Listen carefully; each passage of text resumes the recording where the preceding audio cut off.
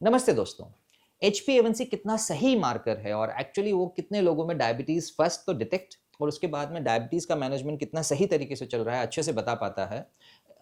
ये समझने के लिए हमें कुछ-कुछ बातें जो कि एक्चुअली HbA1c अच्छे से नहीं पकड़ता, उनके बारे में भी बात करनी चाहिए। सो पॉपुलेशन में ऐसे 5% पीपल हैं, 5% लोग हैं, जिनमें कि HbA1c सही जाँच नहीं है। तो उसका क्या अल्टरनेटिव है? और ऐसे पेशेंट्स में जिसमें डायबिटीज़ है और HbA1c उनके लिए सही जाँच नहीं है, उन्होंने क्या करना चाहिए, वो मैं आपको इस वीडियो में बताने वाला हूँ। शायद आप जानते हो, मैं डॉक्टर महेश वाधवानी हूँ। I am head of the department for cardiothoracic and vascular surgery eight Fortis hospital Manesar. साथ ही साथ में मेरा एक वेंचर है, एक क्लिनिक है, जो कि golf course road, Gurgaon phase 1 metro station के पास में है, जहाँ हम सेकंड ओपिनियन देते हैं किसी भी व्यक्ति को, उससे हार्ट या ब्लड वेसल से संबंधित किसी भी प्रोसीजर के लिए। तो एक्चुअली अगर आपको थैलीसीमिया है या फिर आपको सिकल सेल एनीमिया है या आपका हीमोग्लोबिन कम है because of either iron deficiency या विटामिन B12 डिफिशियंसी, या सिंपली अगर आपने अभी ब्लड ट्रांसफ्यूजन के लिए ब्लड डोनेशन किया है, अगर आपने आज डोनेशन किया है, तो ऐसी कंडीशंस में आपका HbA1c is not the right marker. Similarly pregnancy के दौरान HbA1c is not the right test for you for two reasons. One, तो जो आज आप इलाज शुरू करोगे, HbA1c में उसका इफेक्ट दिखने में टोटली 3 महीने लगेंगे लगभग। तो जब डायबिटीज़ में आप शुरू कर रहे हो दवाई, तो यू डू नॉट वांट कि इतने लंबे समय तक के लिए जाँचें करें, तो उसके लिए बेहतर जाँच होती है, which is called as a fructosamine test. अभी फ्रुक्टोसामिन टेस्ट क्या होती है? It is same concept as HbA1c, कि जितना एवरेज ब्लड शुगर हमारा बढ़ा रहता है, ग्लूकोज़ बढ़ा रहता है, वो covalently bye Maillard's reaction bind करता है हीमोग्लोबिन मॉलिक्यूल को। तो जैसे वो हीमोग्लोबिन मॉलिक्यूल को बाइंड करता है, तो हम आरबीसीज़ का लाइफ स्पैन जो कि 90 से 120 दिन होता है हमारे खून में, आरबीसीज़ के फ्रैक्शन में से कितना बाइंड हो चुका है, उससे हम मेजर करते हैं HbA1c। वैसे ही हमारे शरीर में जो बाकी प्रोटीन्स हैं, अब glucose is binding by Maillard's reaction to a protein. अब जो प्रोटीन है, वो protein is albumin, globulin, lipoprotein. Lipoprotein वही जो कि LDL, HDL, बाकी जो कोलेस्ट्रॉल कंटेनिंग प्रोटीन्स होते हैं जो हमारे खून में दौड़ रहे हैं, इन सब के साथ भी ये ग्लूकोज जाके कोवैलेंटली बाइंड करता है। एंड ये माइलॉइड रिएक्शन क्या है? ये वही चीज़ है जिससे कि आप जब प्याज आप भूनते हैं, तो प्याज पिंक से आपका ब्राउन हो जाता है। That is called myeloid reaction, और इससे स्वीटन भी होता है वो। तो सिंपल चीज़ कहने की बात कहें हम, तो ऐसी केमिकल रिएक्शन जिससे आपका शरीर भुना जा रहा है। अगर आपका ग्लूकोज बढ़ा हुआ है, तो आपके शरीर भुना जा रहा है, और अगर वो ज़्यादा भुनेगा तो काला पड़ जाएगा। इतना सिंपल तरीके से समझाने की बात है।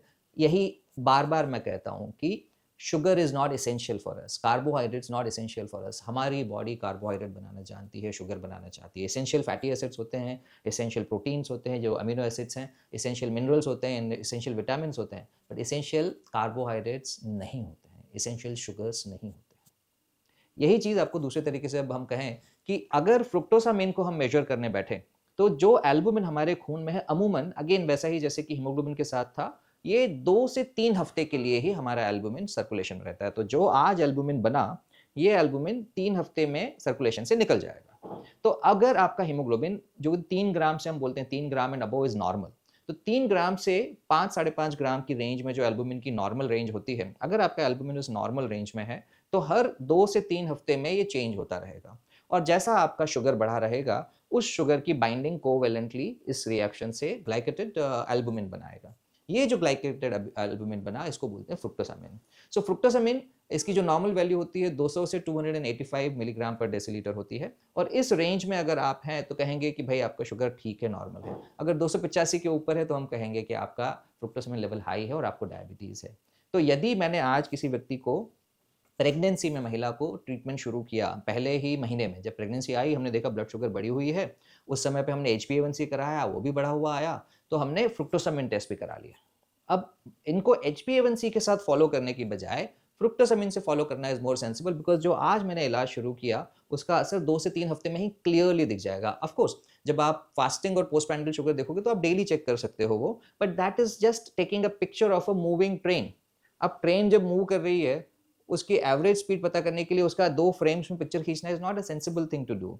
उसकी एवरेज स्पीड पता चलेगी फ्रुक्टोसामिन से या HbA1c से। HbA1c को दिखने में 10 हफ्ते लगेंगे, 12 हफ्ते लगेंगे। यही अगर हम फ्रुक्टोसामिन से देखेंगे तो 2 से 3 हफ्ते में काम हो जाएगा। तो जो इलाज मैंने दिया वो इफ़ेक्टिव है या नहीं है, और उसका बच्चे पर ज़्यादा प्रभाव ना पड़े, इसलिए ये 2-3 हफ्ते में ही देख लेने से बच्चे को मैं एटलीस्ट डायबिटीज़ की कॉम्प्लिकेशन से बचा सकता हूँ। That's where fructosamine test is superior.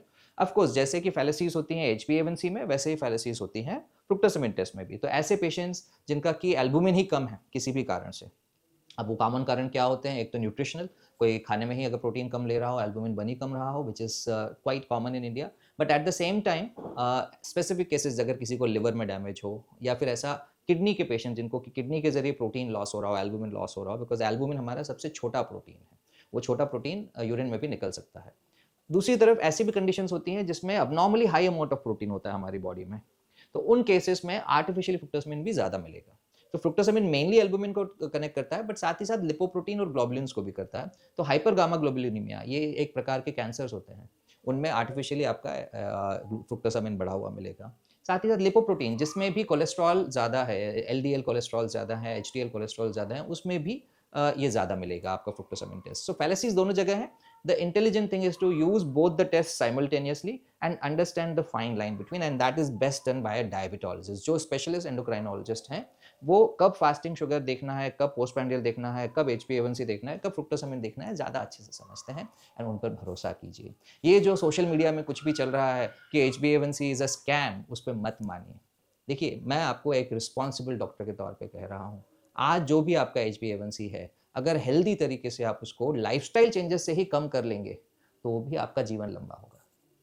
इसी में मैंने फ्रुक्टोज के बारे में भी एक वीडियो बनाया है, हाउ फ्रुक्टोज अफेक्ट्स ऑल्सो। आप चाहें तो मीठे फल वाला वीडियो मेरा देख सकते हैं, उसमें थोड़ी और जानकारी आपको इस टॉपिक के लिए मिलेगी।